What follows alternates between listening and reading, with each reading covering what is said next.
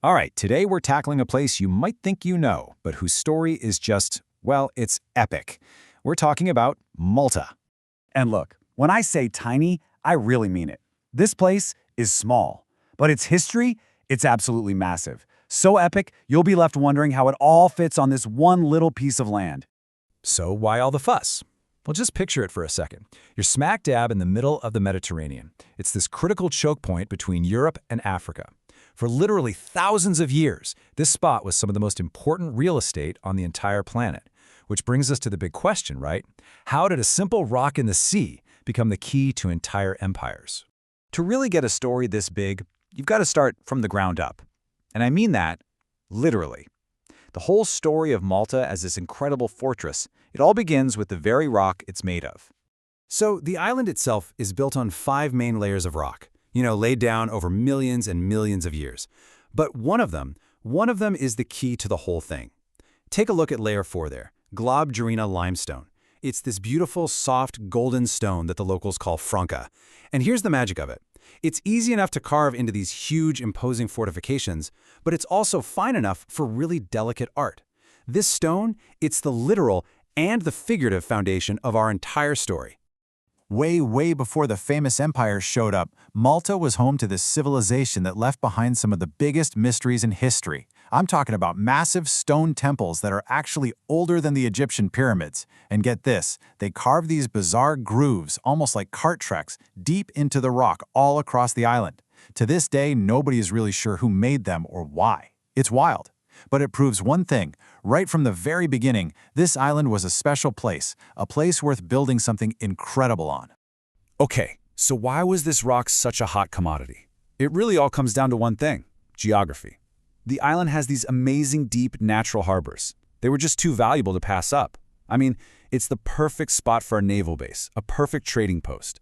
It was basically an irresistible target for every superpower in the ancient world.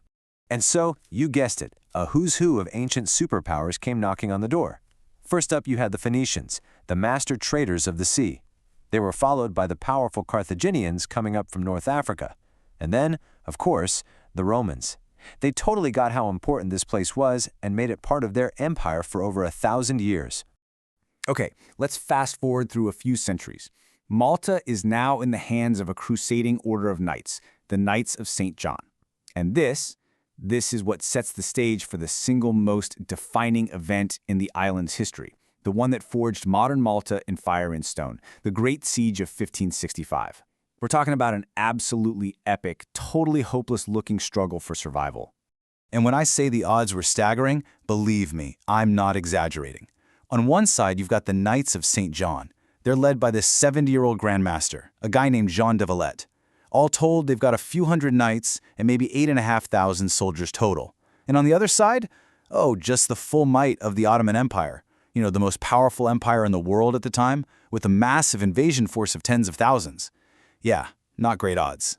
So the Ottomans just threw everything they had at the very first major target, a place called Fort St. Elmo. Their commander was super confident. He predicted it would fall in just a few days. Instead, that tiny garrison held out for an entire, brutal month. A month! They were defying the most powerful army on the planet. And that 1 month, it cost the invaders thousands of their best soldiers and, just as importantly, precious time. The defiance was just absolute. The fighting was so savage that when that fort finally did fall, not a single one of its defenders was found alive. Total sacrifice.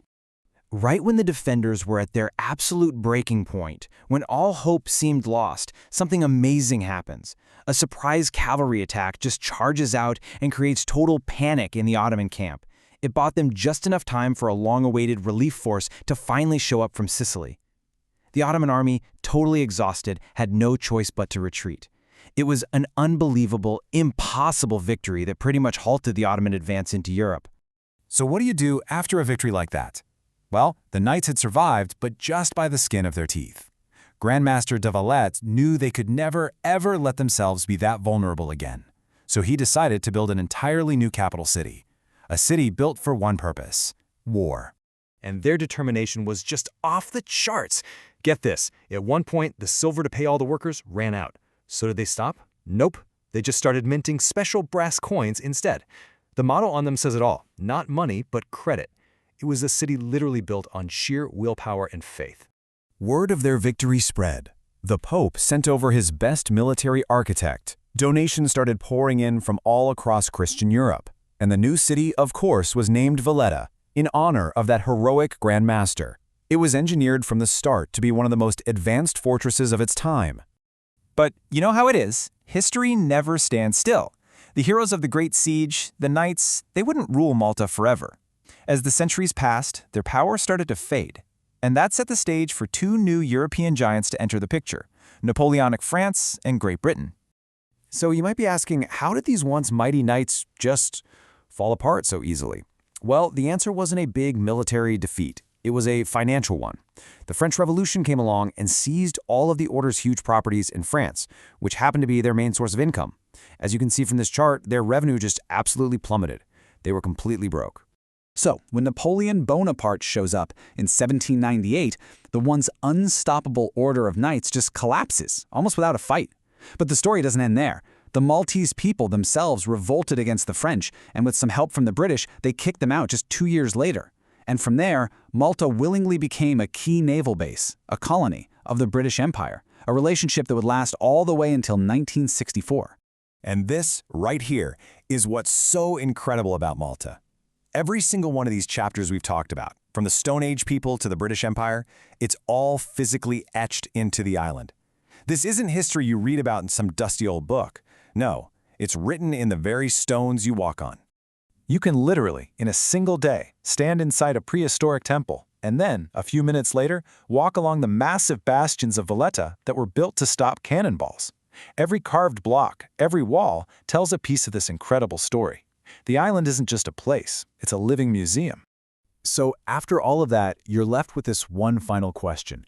After thousands of years of human drama, of epic conquests and impossible survival, all of it etched into this tiny island, if these stones could actually talk, what other stories would they tell?